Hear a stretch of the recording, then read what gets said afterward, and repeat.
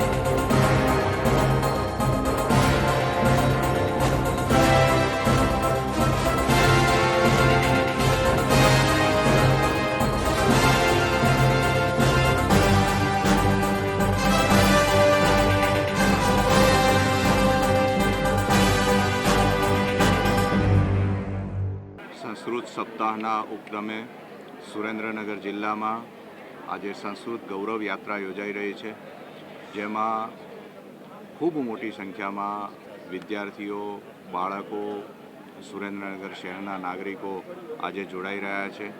સાથે સાથે કહેતા આનંદ થાય છે કે ગુરુકુળના વિદ્યાર્થીઓ પણ જોડાઈ રહ્યા છે.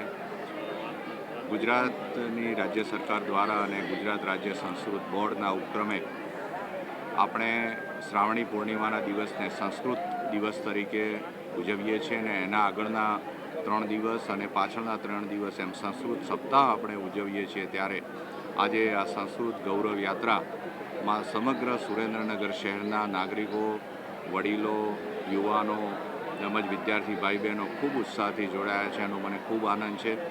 આપણે સંસ્કૃત ગૌરવ દ્વારા આપણી સંસ્કૃતિને ખૂબ માન આપીએ છીએ, એને ઉજાગર કરીએ છીએ અને એની સાથે જોડાયેલા રહીએ છીએ. એટલે સંસ્કૃત ગાન માટે અને સંસ્કૃત ગૌરવ માટે આજે ખૂબ મોટી સંખ્યામાં લોકો ઉપસ્થિત રહ્યા છે.